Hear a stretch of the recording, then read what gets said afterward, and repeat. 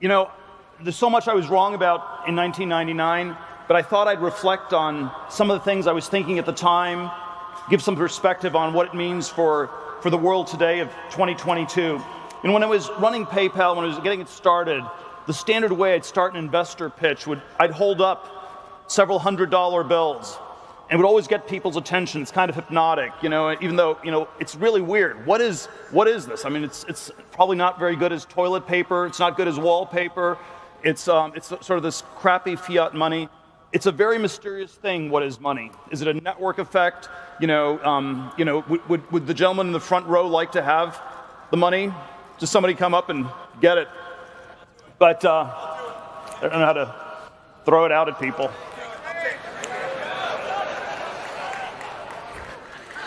I thought you guys were supposed to be Bitcoin maximalists, And so this is like, it's like kind of crazy that this stuff still works, But when we were starting PayPal, we knew nothing about money, about banking, about payments, about any of this stuff. It was sort of all thought of from first principles. We probably got a lot very wrong. I'll mention the two slides that describe what we thought we were doing. This is the PayPal February 1999 seed round pitch. We were going to replace, we said the US Treasury, we actually meant the central bank. We didn't know the difference between the two. But it was going to be sort of a closed loop system, a new form of money, new network effect, electronic 21st century version of money. By 2002, at the time of the IPO, the PayPal business model looked like a funnel where the money went in and out fast. And it was a payment system. And I wanted to just start that those two pictures, a closed network versus a funnel, are two very different pictures. In some ways, this was a more practical business, but it was a decline. It was much less ambitious. Money goes in and out super fast.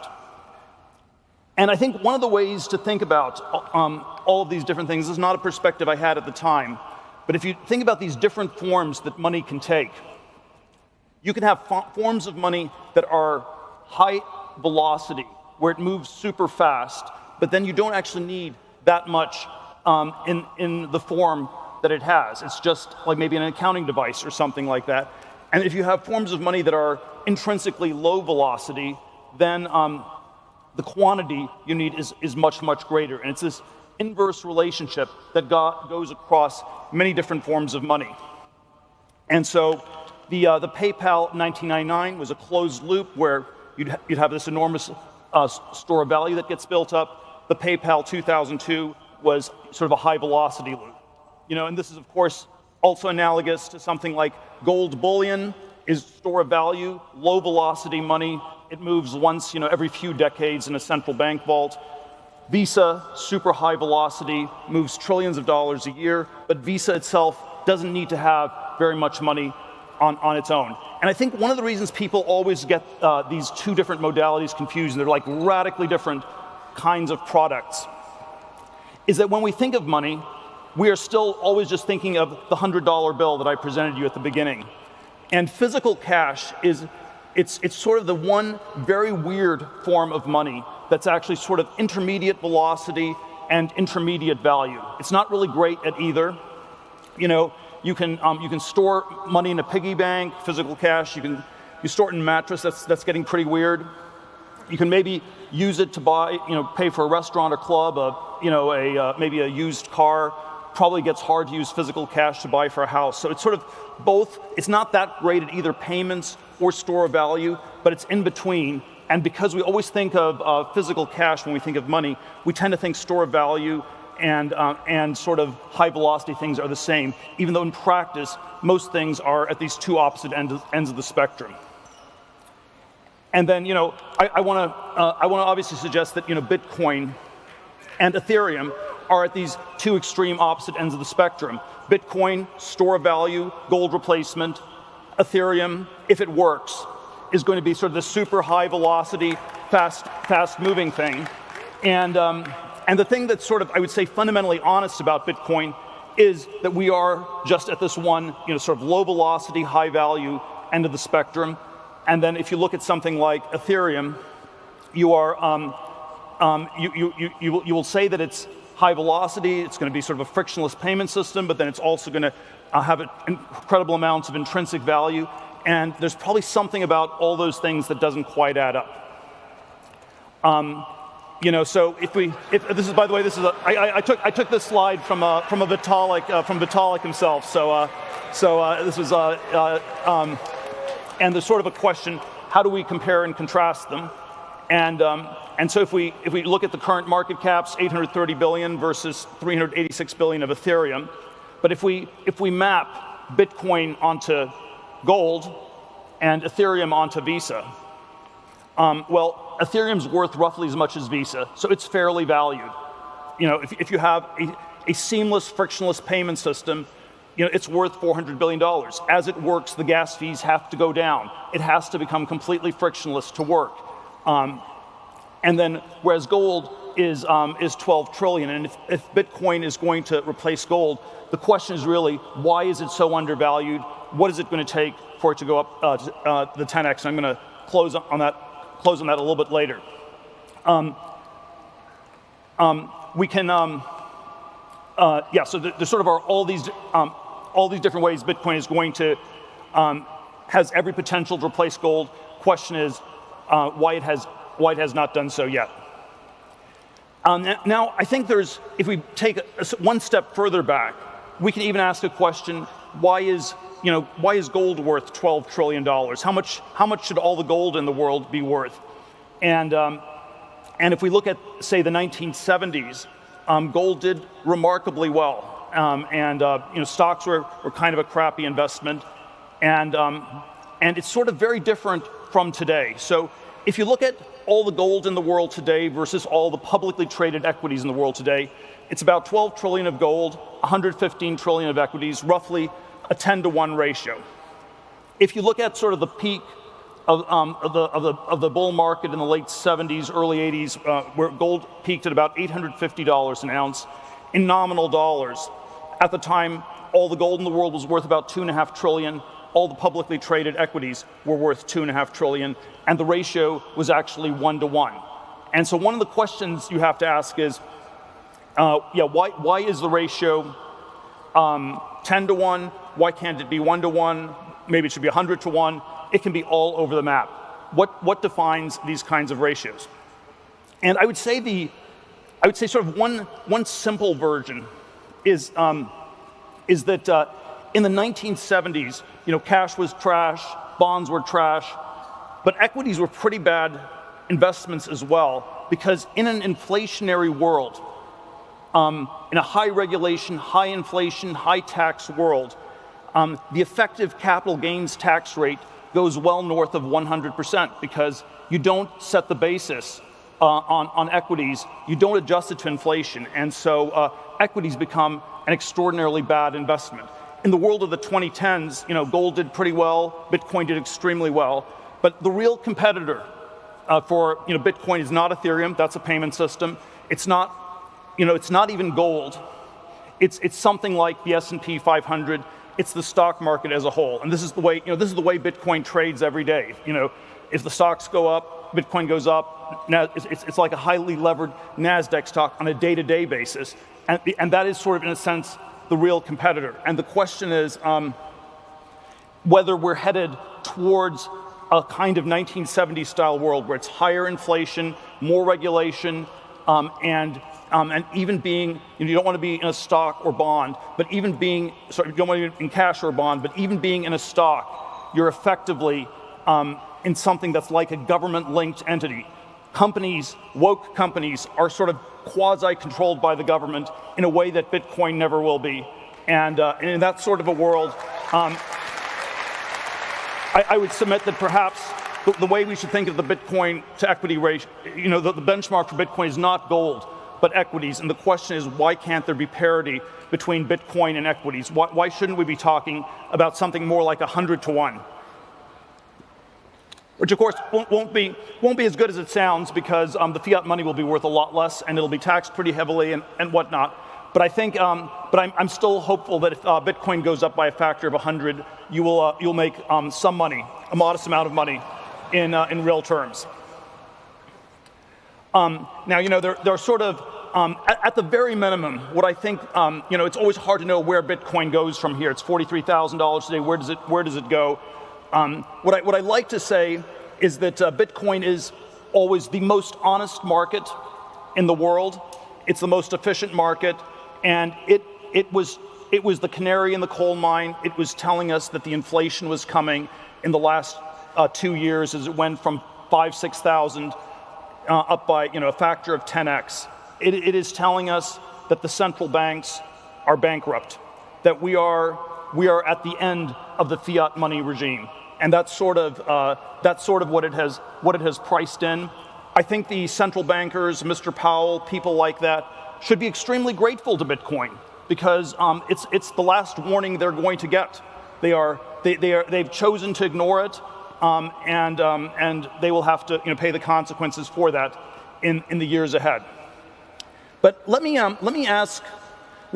come back to this question. Why has Bitcoin not yet gone to 100,000 to $1 million of Bitcoin? Why has it not yet converged with gold, or even with the equity markets more broadly? And what is it going to take for this to happen? And I know that sort of the ways we often talk about businesses or technologies is how great the technology is, how great the code is, how great the math is, how it's sort of innovative. But I want to sort of suggest that we should maybe think of it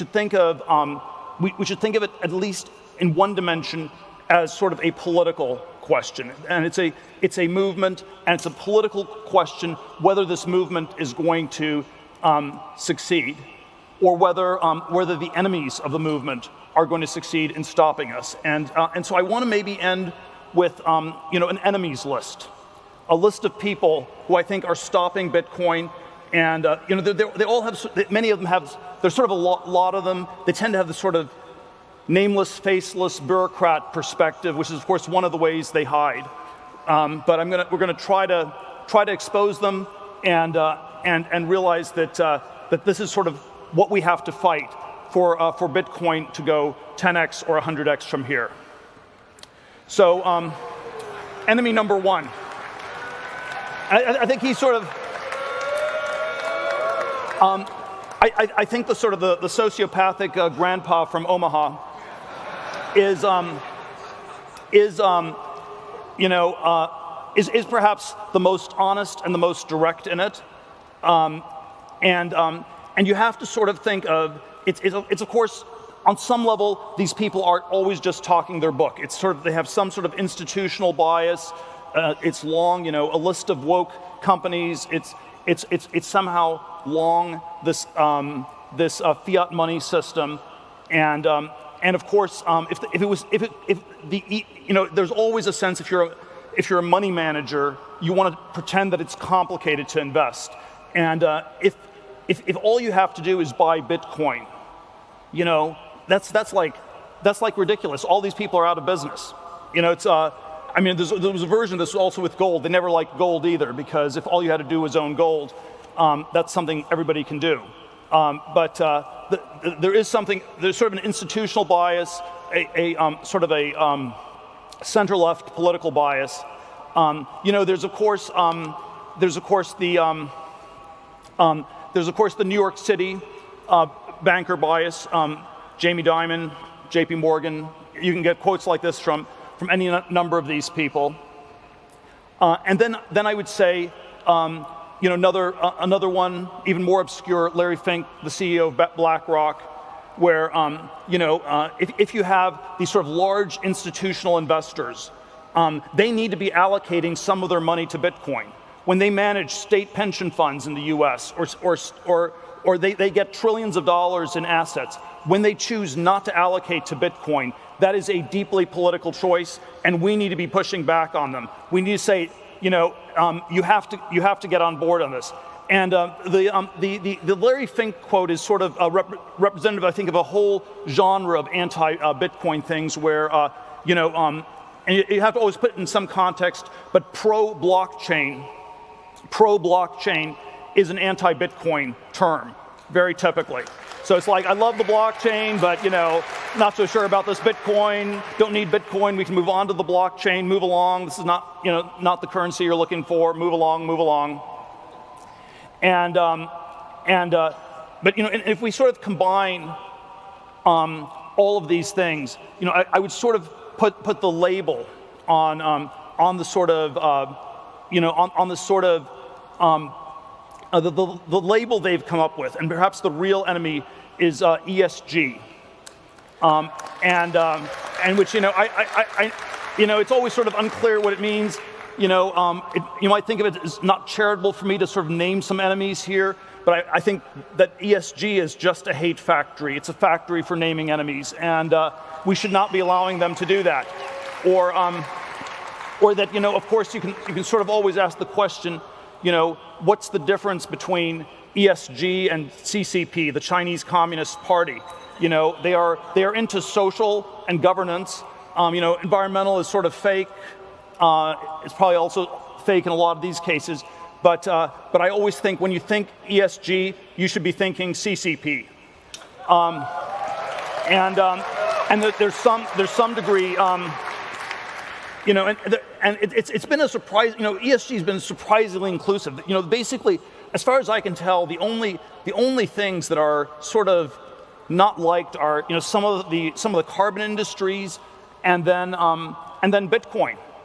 And it's because most of the other companies, they are subject to political control, especially when your companies go public. I always advise CEOs when they take their companies public. There's some good things. You get liquidity. You can, the early investors can cash out. You can get some credibility.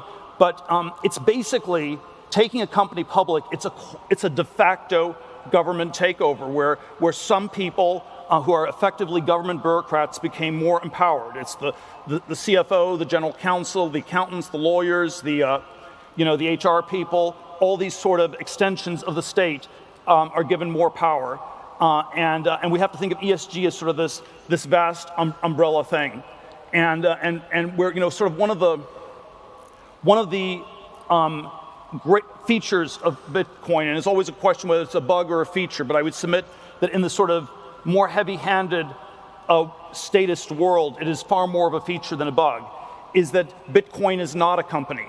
It does not have a board. We do not know who Satoshi is. And in some ways, all these things seemed extreme in the world of the 2010s where, the inflation was low, the regulations were not the worst. And it seems extremely prescient for the world of the 2020s.